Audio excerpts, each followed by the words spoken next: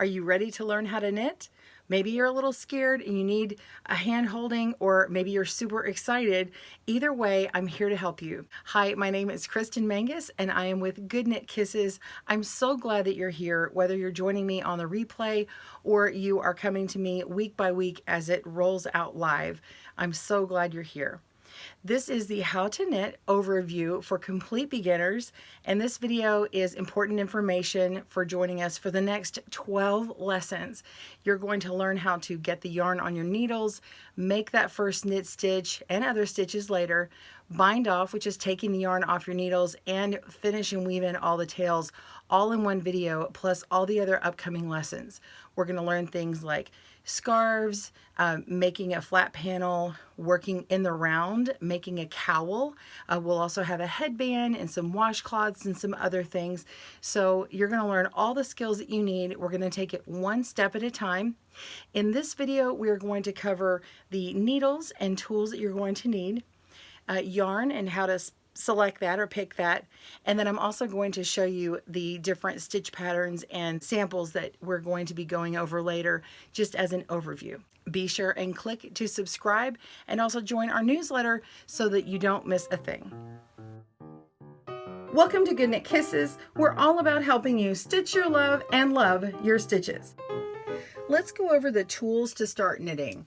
At the most basic level, you're going to need needles and you're going to need yarn. Now, in a moment, we're going to talk about how to choose your yarn, special things, and how to choose your knitting needles and what the different types of needles are. I'm going to go first into my recommendation of what size that you need for your notes, and be sure and get all that information down at the link below. I'm going to give you a lot of information here, but this first one I want to start with because it's my most basic recommendation. Okay, so most teachers recommend either using this size over here or a bulkier size. I'm going to teach with the larger, bulkier size because it knits up really fast. You can see your stitches, and sometimes it's easier to work with something larger. I equate it to, say, when you're in grade school and you're in the lowest grade possible in the States, it's kindergarten. It's like working with a big bulky crayon. It's easier to grab and hold and work with those stitches. And then as you get more control, you can use something that's a little bit smaller. Now, there are much smaller needles than this one over here, but I just want you to see what samples of these two look like. And I can talk about both in all my videos, but I am going to only show this one over here. Okay, so the one I'm recommending, this is a US 15 or 10 millimeter needle, and that's the size of what we call the gauge of the needle. And then I'm working with a super bulky 6-weight yarn. This is from Joann stores. I purchased this one. It's called Buttercream Luxe Craft. It's alpaca solid. It's just called a number 6 yarn, and I'll show you how to read that on the label in a moment. And it makes a nice bulky size stitch.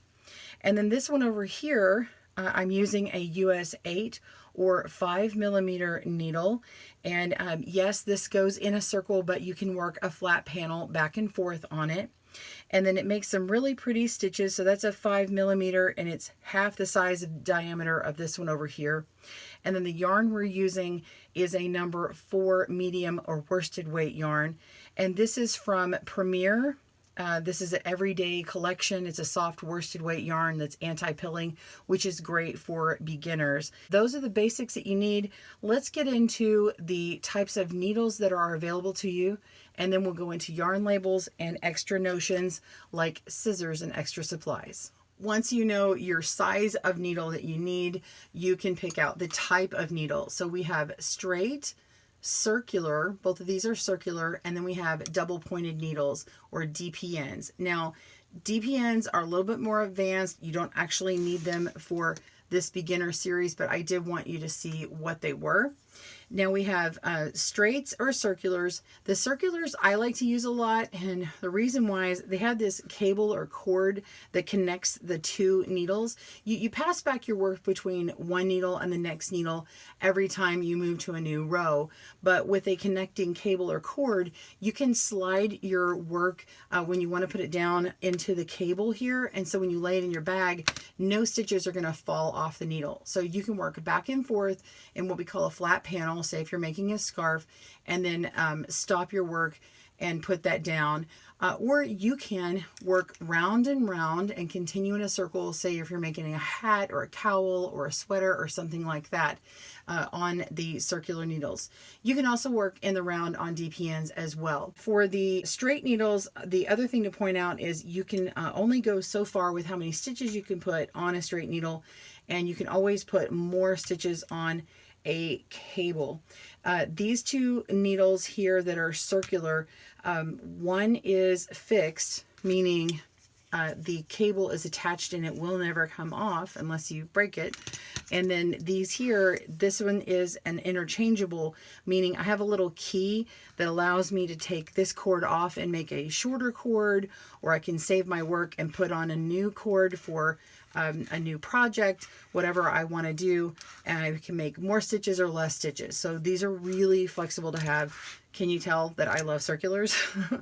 Either one, you're going to enjoy them. I am going to use a small straight in our tutorial. All right, now let's talk about materials. Once you choose if you're going to use straight or circulars, now you need to choose the type of material. Another popular option are metal needles or aluminum. The aluminum, I'm not a fan of because they tend to bend, as you can see this one here, if your tension is really tight, meaning you knit really tight, and these bent when I was a beginner, so there's that. There's also the inexpensive plastic. So aluminum and plastic tend to be more inexpensive and affordable. The plastic tends to slow the knitting down versus the metal type needles. There's also metal circulars as well. This one is more of a steel, so it's going to be harder to bend than these other ones. So this is kind of an upgrade from here. The metal is going to be faster to work with because the yarn slips on it easier. If you want to slow it down, you can go to a plastic. If you want to slow it down even more, you can go to a wood. And I have two different kinds of wood needles. I have these wood, and these over here, they're made of birch, and so they're strong and they still slip nicely, but they don't drag the yarn quite as much as the next wood, which is technically a grass. The bamboo is actually a grass, but it does grip the yarn a little bit more. It slides and it catches on it. Not that it's pulling the yarn, but it does slow your knitting way down, which is perfect for a beginner. So that's why I'm featuring that in my videos. And then every so often you're going to find some specialty woods around too, so I just wanted to show those to you as well. And as far as different specialty needles as well, I do have a different type of metal needle that's here, and you can see it has a little bend to it, and that's perfectly fine. It's just a preference for you if you like. So there's these needles, and of course you can do DPNs and all the other sizes and all the other types of materials. So you have bamboo, wood, metal or aluminum, and plastic. Let's learn how to read a yarn label. So these are the two different yarns I've talked about earlier. So let's just pick up our larger ball. This is Buttercream Luxe Craft Alpaca Solid, and this happens to be a blended yarn. It has a natural fiber in it, and most of it is acrylic, so it's actually paired with alpaca. Let's roll around and look at this. We're just going to move to the back of this label, and you can see the content right here. That's what I was talking about. It has 80% acrylic and 20% alpaca, so it's a man-made fiber, and then alpaca. It's not wool, but it is a natural fiber, so it's not going to have the lanolin, which causes the itch for some people, so that's what this one is. You don't have to use this. You could use all man-made or all natural if you like. But the critical points that you want to see on this label are the weight of the yarn and then the gauge for the needles. Now there's more information on the Craft Yarn Council website on what all the symbols on a yarn label mean, but for now we're going to concentrate on these two spots. The number 6 super bulky weight yarn refers to the size of the yarn, and then this part here refers to the gauge of the needle that they've used. So where the two sticks are, that's what we're going to look at. And it says right above the needles, it says 15 and then 10 mm. This means it's a US 15 size needle, and it's also a 10 millimeter needle. So That's US 15, and then 10 is the other way to read that. These other pieces of information, this refers to if you knit a 4-inch by 4-inch swatch, when you count your stitches across in this direction, it's 9 stitches in 4 inches. And if you count them up and down, you're counting how many rows there are. There are 12 rows. That's what that R is. So that's all that means. So let's look at our other label. This one is Everyday Soft Worsted.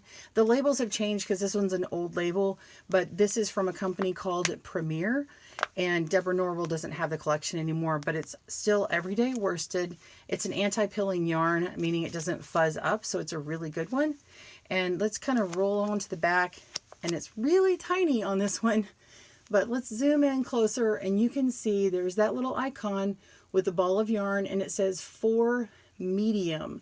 Sometimes it'll say worsted, and if it says medium or worsted, you're good, and it's usually a number of 4.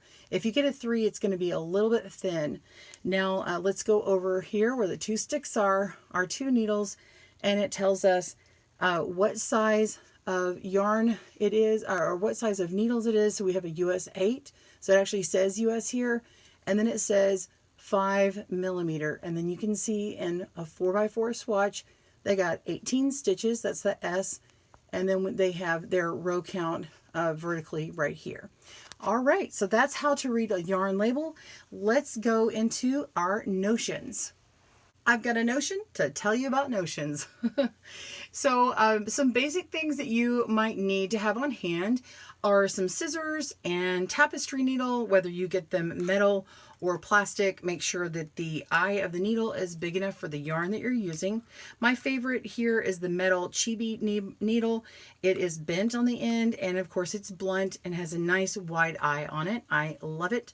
The other things here are retractable measuring tapes. You can open them up, and one side has the imperial measurements of inches, and then on the back you have metric for centimeters. And then another handy thing to have are stitch markers, whether they open up and lock in place onto a stitch, or they're just a simple loop and slide onto your needle to help you keep count. For more complicated patterns, stitch markers are really great to have. The other things are extra, because say this little stitch holder here, you can put scrap yarn through if you're going to take your yarn off your needles, or you can use this big holder here. They tend to come in some kits, and so you may never use them, you may use them, it doesn't really matter, it's not necessary. This right here is a knitting gauge. This does come in handy because I can put in a needle that I find that is not labeled and I want to know what size it is. I can just put my needle in until I find the right size. Say there's too much space here, I come down, this one fits, let's see if this one's big enough. Nope. So I know it's this one, and I can tell by looking at my chart here. Let me go across. It says the top number is millimeters, so this first number is 10. It's a 10 millimeter, and this next number means that's the US size, so it's a US 15 or 10 millimeter. So it's a really handy way to figure out what needle that you're using. It also has a nice handy ruler for measuring gauge and things like that. The other things that I have here, this is just another gauge ruler, and this one over here is just fun because it's in my state. And then lastly is a row counter, and if you want to tick off on a piece of paper what row you're on, that works great. Or you can have one that's fancy like this, where you can click through and lock it in place and know which row that you left off on. Or you can use one like this that kind of scrolls through, and then you change the other dial when it jumps up. Or you can use a digital version. So those are my notions. Let's jump on to the next part. I'd like to show you some stitch samples of some of the patterns that we're going to be creating in these lesson series. Now, these stitch samples are from the first 7 lessons. I'm going to start with the bottom right down here. This is the garter stitch, and this is what's produced when you only make knit stitches for the entirety of your project, when you're working back and forth, turning your needles every other time you turn the row. And so that is all knit stitches, and it produces these ridges. Okay, we'll talk more about that in lesson 1.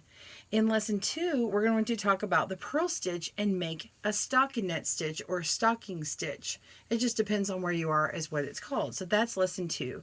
Lesson 3, we're going to be working on a stockinette field on the inside with a garter stitch border, and that's very standard, especially if you want to make blankets or other things that aren't going to curl, because this stockinette stitch curls. More about that later. So that's lesson 3, stockinette with garter border.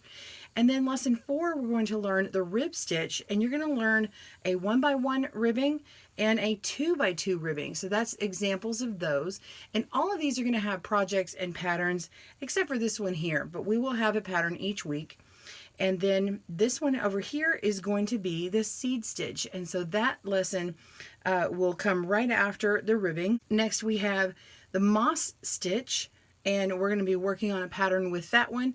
And in fact, we're going to have 2 patterns that make this stitch up. So you're going to enjoy working in the round later lesson on that one too. So this one here is going to be a cowl. This is the basket weave pattern. Now, there are a few different basket weave patterns out there. This is just the one I'm going to teach you in these upcoming lessons. So we have lesson 1, 2, 3, 4, 5, 6, and 7. In lesson 8, we're going to work in the round. And then in lesson 9, you're going to be learning 5 new cast-ons. And that's just how to get the yarn on your needles, this very first edge. Then we're going to have 4 different types of increases covered. Then we're going to have a lesson on decreases, going from a lot of stitches to less stitches, plus a bonus lesson on learning how to slip stitch in 3 different ways. So that is an overview of all of our lessons. All right, so that was a lot of information, but it just boils down to getting the supplies of the yarn and needles and maybe a pair of scissors. Okay, so I can't wait to join you on our next lesson and we start knitting along. Be sure and click that subscribe button and get the newsletter subscription as well, because it's easy to not get the YouTube notifications for everything. So that link down is in the description box below for this video, and we will see you soon. Happy knitting, or soon to be. Bye everyone. Thanks for joining us today, where we help you stitch your love and love your stitches. See you again soon.